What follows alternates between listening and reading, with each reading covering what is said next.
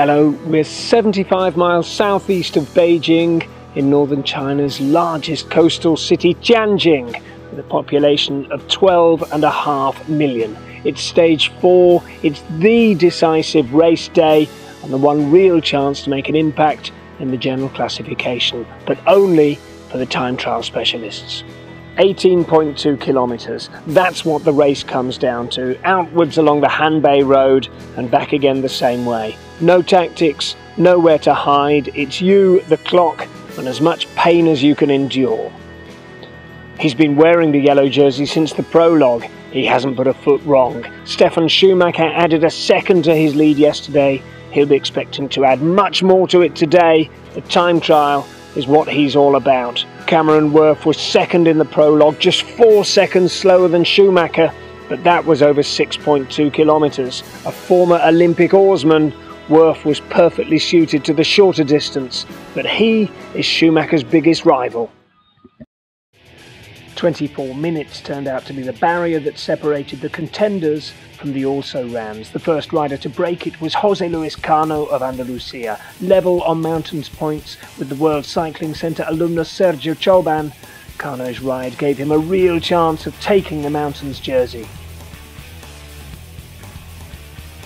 Sergio Choban's efforts were hampered by mechanical problems. A loose saddle led to a bike change, and despite a determined sprint, his time turned out to be 29 seconds too slow. Cano takes the polka dot jersey. The former Discovery Channel and Radio Shack rider Li Fuyu trailed Kuo Ho-ting by 5 seconds in the best Chinese rider competition. Li rode first and finished just inside the 24-minute mark. Kuo knew what he had to do, but never quite reached the required pace and saw the jersey slip away to Fuyu Li by 5 seconds. Mark Horse, 9th in the prologue, 16 seconds slower than Schumacher, now 10th overall and 20 seconds down in GC. He's followed on the starting ramp by Mix Lovelock Fay, Team Pursuit gold medalist at the 2010 Junior World Track Championships. Lovelock Fay's gold medal winning Pursuit teammate at the 2010 Junior Worlds was Jordan Kirby. He also won the points race. Serebriakov, this could be a long, hard ride for him. One of the favourites today, Henning Huizinga, World Individual Pursuit silver medalist in 2008, behind Bradley Wiggins. Vitaly Popkov, 3rd overall. He's 29 now and a veteran of 2 Olympic Games with the Ukrainian national pursuit team. Cameron Wurf trails Schumacher by 5 seconds. He has 18 kilometers to gain that or more on the race leader. And here is Stefan Schumacher, nervous and edgy on the start ramp. At the halfway point, Mark Hulse, unofficial split, 12:47. He's going to be challenging for the best time here. Mitch Lovelock Fay, 20 years and 8 months old. Bags of talent in the Australian national team and the best unofficial split by far. Jordan Kirby, 6 seconds slower than his teammate Lovelock Fay at the halfway point.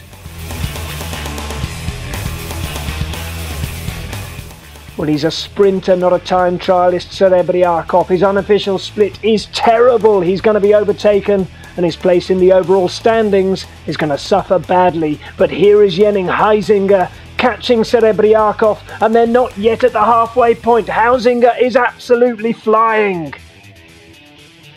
Popkov's split is the best time both by far. 3 seconds faster than Lovelock Fay. Advantage to the Ukraine.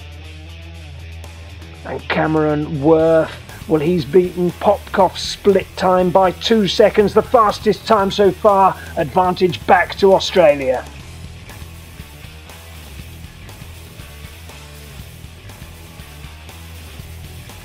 Schumacher, he's maxed Wurf's time to the second, 9.1 kilometers to go, and Schumacher is looking twitchy. No bar extensions allowed here, so constantly changing position on his bike.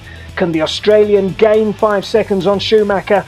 Well, here is Wurf. It's gone wrong for him. He was quick at the split, but he's lost time to Popkov and Huizinga on the finish line, and he'll lose second place.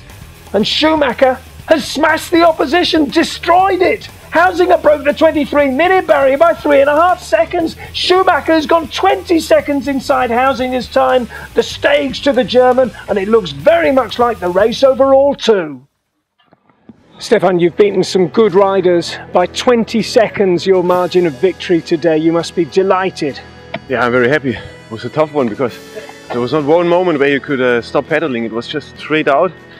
The wind conditions were quite the same out and back, and yeah, I'm happy that it's over, and for sure I'm very happy that I won. That's nice, always nice. Schumacher, Hausinger, Popkov. Cameron Worth will be deeply disappointed not to be on that podium. Li Fuju replaces Kuo Haoting in the white jersey of the best Chinese rider. The team from Andalusia at last has something to show for itself. Jose Luis Cano is the new king of the mountains. Serebriakov had a shocker today, but at least he keeps his points jersey. Better things tomorrow perhaps for him. Schumacher looks more and more like the race winner overall. He started the day with a 5-second lead over Cameron Worth. He ended it with a 27-second advantage over Yen Hausinger. For the 4 jersey holders, it's a day well worth celebrating.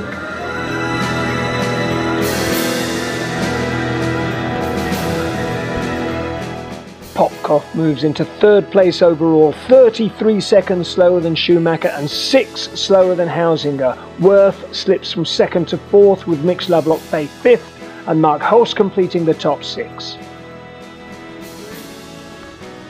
Well, there's no doubt who the strong man is here, but it isn't over until it's over, and Stefan Schumacher still has one more stage in which to defend his overall lead. No transfer tonight. Tomorrow, the last stage is a city centre circuit around Tianjin, and everything will be decided then, so don't miss it.